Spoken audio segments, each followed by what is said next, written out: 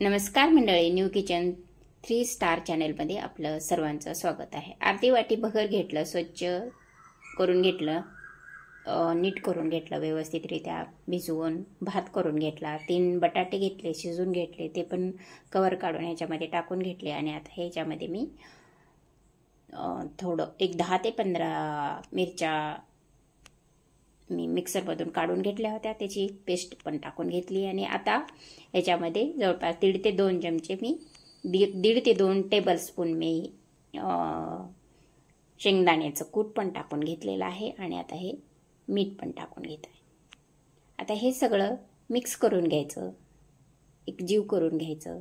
हे सगळं साहित्य एकत्रित झालं पाहिजे, बटाट्याच्या गुठड्या राहिल्या नाही पाहिजेत। अशा पद्धतीनं आपण हे सगळं साहित्य मिक्स करून घ्यायचं, एकजीव झालं पाहिजे सगळं।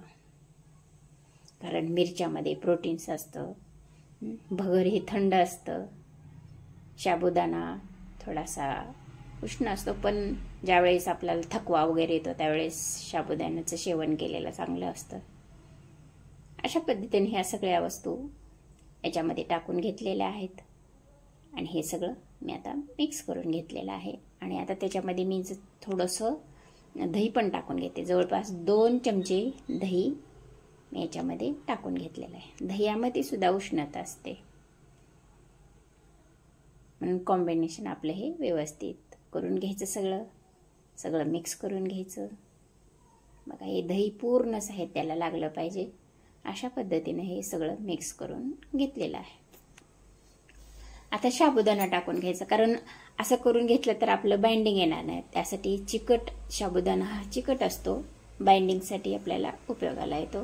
आता हे आपण याचं पीठ तर करून घ्यायचं साबुदाण्याचं, किंवा साबुदाणा भिजवलेला असला त्याचं मिक्सरमधून काढायचं आणि त्याची पेस्ट पण टाकून घेतली तरी चालते। मी साबुदाणा रात्री भिजू घातलेला होता, त्याची पेस्ट केली आणि मी ह्याच्यामध्ये टाकून घेत आहे। हे सगळं साबुदाणा चिकट असल्यामुळं आपल्याला सगळ्या साहित्याला हे साबुदाणा लागला पाहिजे, पूर्ण एकजीव झालं पाहिजे। अशा पद्धतीने हा डो तयार करून घ्यायचा।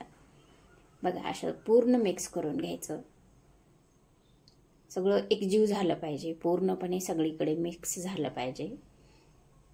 बघा, अशा पद्धतीने हे सगळं मी मिक्स करून घेतलेलं आहे। बघा, असा हा डो झालेला आहे। आता आपण त्याचे वडे करून घेऊ। प्लेट घेतली, एक छोटासा बॉल घेतला आणि त्याचा गोल करून मी त्याचा एक वडा करून घेतला। आपण मेदू वडा करतो अशा पद्धतीनेच ह्याचा पण वडा करून घ्यायचा। बघा, कलर किती छान आलेला आहे, आकार पण छान दिसत आहे। अशा पद्धतीने हे सगळे वडे करून घ्यायचे। बघा, अशा पद्धतीनं हे वडे व्यवस्थित झालेले आहेत, असे हे वडे करून घ्यायचे। जास्त मोठेही करायचे नाहीत, छोटेही करायचे नाहीत, मध्यम आकाराचे हे वडे सगळे करून घेतलेले आहेत। हे सगळे वडे मी करून घेते। आणि आता गॅसवर कढई ठेवली, तेल तापायला ठेवलेलं होतं, आणि आता हे वडे मी याच्यामध्ये घालून घेतले। आता हे वडे तळत असताना आपण टाकलं की लगेच त्याला हलवत बसायचं नाही, कारण लगेच हलवायला गेलं तर ते वड्याचं कवर निघण्याची शक्यता असते, तुकडे पडण्याची शक्यता असते। त्यासाठी आपण जवळपास अर्धा मिनिट जवळपास हे तळू द्यायचं वडे, आणि नंतरच आपण ह्याच्यामध्ये हा स्पॅच्युला घालून आपण हलवत बसायचं। अशा पद्धतीने हे वडे झालेले आहेत, कलर पण छान आलेला वड्याला। बघा, अशा पद्धतीने हे वडे झालेले आहेत। हे वडे आपण भगराचे केलेले, तर भगर आणि बटाट्याचे वडे केलेले आहेत। हा वडा उपवासासाठी केलेला आहे। आज आषाढ महिन्यातला गुरुवार असल्यामुळं मी हे रेसिपी केलेली आहे।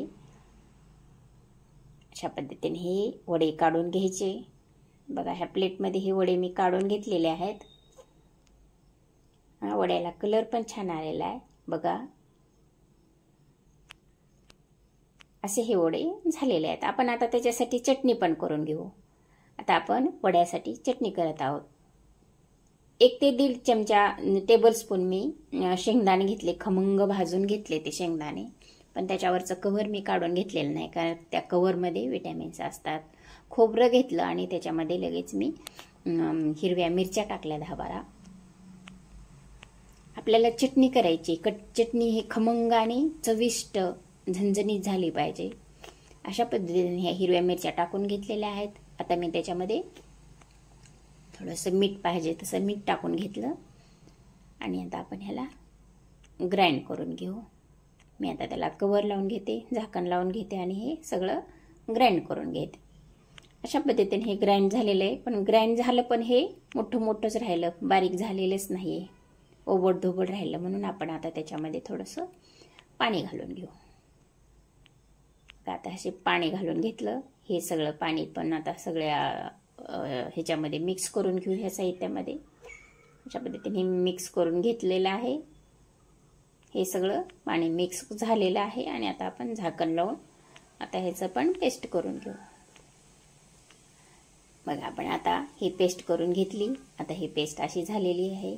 तुम्हाला जर अजून पातळ पाहिजे असेल तर आपण त्याच्यामध्ये पाणी घालू शकता. आता बाउल घेतला. ही झालेली चटणी मी ह्याच्यामध्ये सर्व करून घेते. अशी ही चटणी ह्याच्यामध्ये सर्व करून घ्यायची. सगळी चटणी आपण ह्याच्यामध्ये सर्व करून घेतलेली आहे. इतकी खमंग झाली ही चटणी. तुम्ही पण करून बघा आणि मला कॉमेंट करून सांगा. लाईक करा, शेअर करा.